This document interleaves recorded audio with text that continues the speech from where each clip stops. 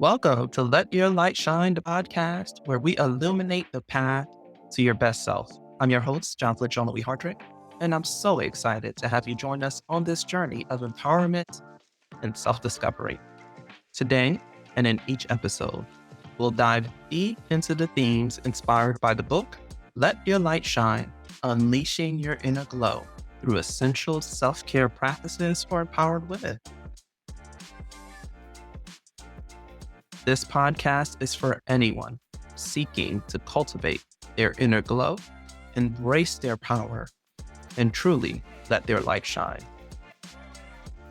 In our conversations, we'll explore different topics that resonate with women and girls from all walks of life. We'll discuss the SHINE method, practical and transformative self-care practices like sleep, proper hydration, tuning into our intuition, and nourishing our bodies while remaining fully engaged. But that's not all. We'll also delve into cultivating joy through hobbies, practicing grace, forgiveness, and engaging in activities that make our souls light up. Each episode features incredible women who share their stories, wisdoms, and insights. They're entrepreneurs, creatives, professionals, mothers, daughters, all shining examples of how embracing these practices can lead to a fulfilled and empowered life. So whether you're looking to ignite a new spark in your life or fan the flames of an existing one, Let Your Light Shine is here to guide and inspire you. Remember, for more resources and information, you can always visit lightshinebook.com. Let's get started and explore together how we can all let our light shine brighter. Join me, John Louis Hardrick, in this empowering journey. Here's to letting our lights shine together. And now, let's dive in to today's episode.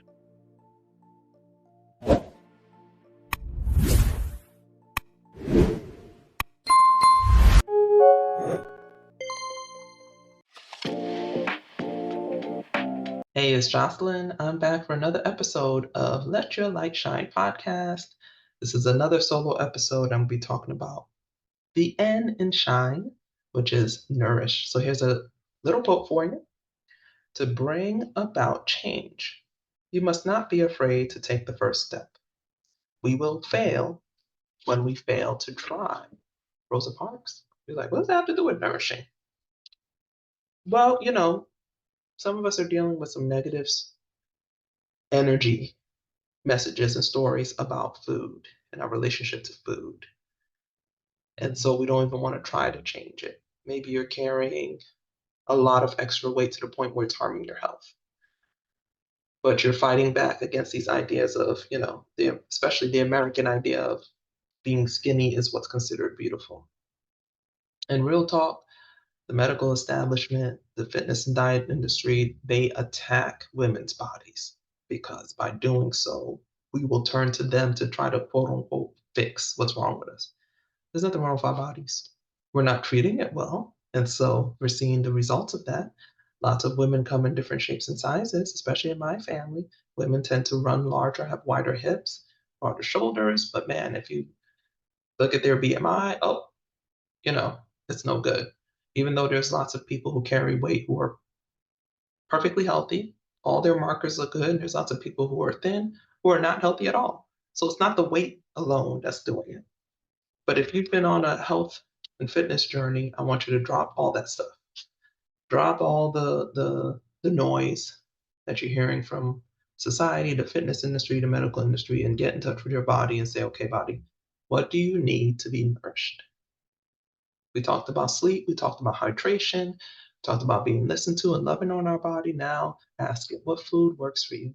I've tried a lot of different ways of eating, and some of them are like, nope, this is not working. My body's like, no, we don't like this. And I try another way, and it works really well for me. And I'm like, I feel like this shouldn't work well based on what the medical establishment is telling me. And I'm just like, you know what? The medical establishment is not specific to me. They're trying to put out certain messages that are being dictated by a lot of different forces.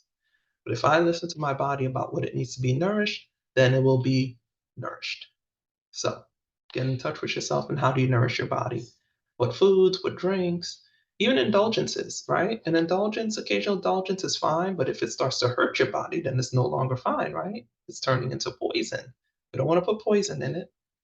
If you're allergic to some food that everybody else can eat, right? For those people, it's nourishment. For you, it's hurting you. It's poison, right? So we don't want to do that either.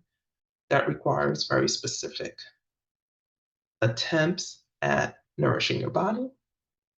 So I want to encourage you now, if you're someone who struggled with nourishment and you feel like you've been punishing your body or eating whatever you want or using food to cover up emotions and all those things, then it's time to really learn how to nourish yourself in a holistic way. Once you start looking at the foods and the drinks, then you start looking at, okay, what else nourishes me? Hugs, kisses, kind words. What's your love language, right? If it's physical touch, then physical touch will nourish you. You also have to look at what nourishes your soul, your spirituality, things you listen to from music, the things you read and consume on the TV and social media, right? You're gonna have to curate those things very carefully. I saw recently someone say, people get mad at the media and blame the media for things, but the media is being the media. Its job is to get your attention. If you're a TV show, then you want eyeballs on the screen, right? That's what they do. So if we accept that that's what they do, then you'll learn how to use it strategically. And for me, I curate my YouTube feed, I curate my social media feeds. I don't turn on the news because I know what's already going to be on there, something tragic to get my eyeballs on it. And so what I do is I choose things that I know will have nourishing content and focus on that. And when I feel like it's not doing that, curate it further or eliminate it altogether. Okay, so look at nourishment in a holistic way.